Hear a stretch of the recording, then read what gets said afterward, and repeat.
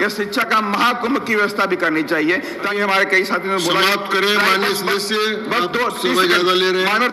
आज तक देश में उत्तर प्रदेश पहला राज्य बना जहां पर 0 फीस पर एडमिशन गरीब बच्चों को दिए गए। श्री राम जी 3 मिनट्स। धन्यवाद मान्यवर कि आपने मुझे शिक्षा मंत्रालय के कार्यक्रम परिचर्चा पर बोलने का अवसर दिया। साथ ही मैं आभार व्यक्त करता हूं अपनी पार्टी की मुखिया आदरणीय बहन कुमारी मायावती जी का, जिन्होंने अपने 4 बार के शासनकाल में उत्तर प्रदेश को शिक्षा के क्षेत्र में अग्रणी बनाया। और साथ ही मैं नमन करूंगा सामाजिक परिवर्तन और शिक्षा के महानायक महात्मा ज्योतिबा फूले और भारत रत्न बाबा साहब डॉक्टर अम्बेडकर को। मानव शिक्षा ही व्यक्ति के व्यक्तित्व का निर्माण करती है और शिक्षा ही देश का भी निर्माण करती है। मानव बहुजन महापुरुषों में महात्मा फूले का बड़ा योगदान शिक्षा के लिए है। देश में लड़कियों और दलितों के लिए 1848 और 1852 में स्कूल खोले और 1882 में हंटर कमीशन के सामने मांग करी free education for all in India. वहीं बाबा साहब डॉक्टर अम्बेडकर ने भी 20 जून 1946 को से बात नहीं करें, सुने, सोसाइटी बनाकर के सिद्धार्थ कॉलेज आर्ट्स कॉमर्स और साइंस मुंबई में खोलने का काम किया और अपने उपदेशों में कहा भी एजुकेट योरसेल्फ। बाबा साहब और महात्मा फूले की विचारधारा पर चलकर उत्तर प्रदेश में आदरणीय बहन जी ने कई विश्वविद्यालय खोले। गौतम बुद्धा विश्वविद्यालय, डॉक्टर शकुंतला मिश्रा विश्वविद्यालय, मानव कांशीराम साहब उर्दू फारसी विश्वविद्यालय, छत्रपति साहू जी महाराज यूनिवर्सिटी विश्वविद्यालय के साथ लगभग 5000 primary school, degree college, inter college, ITI college, engineering college और मेडिकल कॉलेज भी खोलने का काम किया। साथ ही गरीब बच्चों को 0 फीस पर एडमिशन का आदेश देकर सुनिश्चित भी किया। आज तक देश में उत्तर प्रदेश पहला राज्य बना जहां पर 0 फीस पर एडमिशन गरीब बच्चों को दिए गए। मानवर इसके साथ ही स्कॉलरशिप और फेलोशिप जो कि कई महीनों आज नहीं मिल रही है नई शिक्षा नीति में, वो टाइम पर उनको मिलने का काम किया। यहाँ तक कि बच्चों की शिक्षा के प्रोत्साहित करने के लिए माता सावित्री बाई फूले शिक्षा मदद योजना शुरू किया। लाखों बच्चियों को साइकिल और 25,000 रुपए का चेक दिया ताकि बच्चियां 10th और 12th की शिक्षा को ग्रहण कर सकें।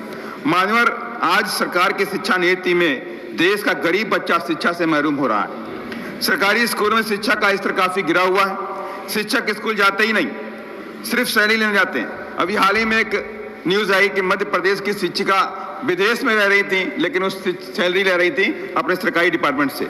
माननीय मैं सरकार से कहना चाहता हूं आपके माध्यम से, स्कूलों में परफॉर्मेंस बेस्ड प्रमोशन शिक्षकों का तय करना चाहिए। अगर आपकी परफॉर्मेंस नहीं है स्कूल की अच्छी है तो आपका प्रमोशन नहीं होना चाहिए। क्योंकि अभी हाल ही में आपने देखा भी मानवर कि दूसरी तरफ प्राइवेट स्कूल भी देखिए, प्राइवेट स्कूलों में फीस इतनी बढ़ी हुई है कि गरीब आदमी, मिडिल फैमिली प्राइवेट स्कूलों की फीस अफोर्ड नहीं कर सकता। अगर कर भी लिया तो उनके कोर्सेस इतने ज्यादा कॉस्टली होते हैं, महंगे होते हैं कि वो बच्चे सोच भी नहीं सकते कि अपने स्कूल में पढ़ाने की बात करें। महोदय मानवर आपके देश के अंदर हम बात कर रहे हैं 1 नेशन 1 इलेक्शन होना चाहिए।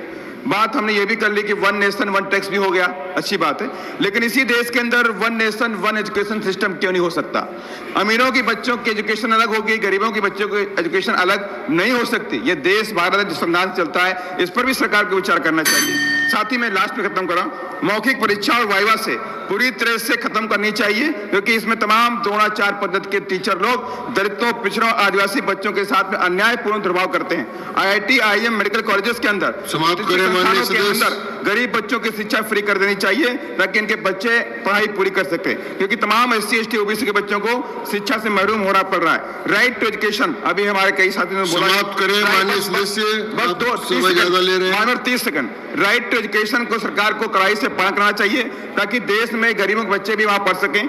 देश में पॉपुलेशन के हिसाब से स्कूल, कॉलेज, यूनिवर्सिटी भी खोलने की जरूरत है। मानवर मैं लास्ट में एक बात और कहूंगा, ऑनलाइन एजुकेशन का चलन चल रहा है, लेकिन ऑनलाइन एजुकेशन भी बच्चों के लिए बहुत खतरा है। ये बच्चे ऑनलाइन बहुत सारी वो चीजें देख लेते हैं जो उनको उस उम्र में नहीं देखना चाहिए। इसको भी देख के सरकार को कोई ना कोई पॉलिसी लानी चाहिए। साथ ही मैं लास्ट में एक बात करना चाहूंगा, लास्ट में बात कर खत्म करना चाहूंगा, सरकार को शिक्षा मेला या शिक्षा का महाकुंभ की व्यवस्था भी करनी चाहिए ताकि इस देश के नौजवान शिक्षित होकर के उस महाकुंभ में जाए, अपने शिक्षा को ग्रहण कर। संजय कुमार समाप्त हुआ।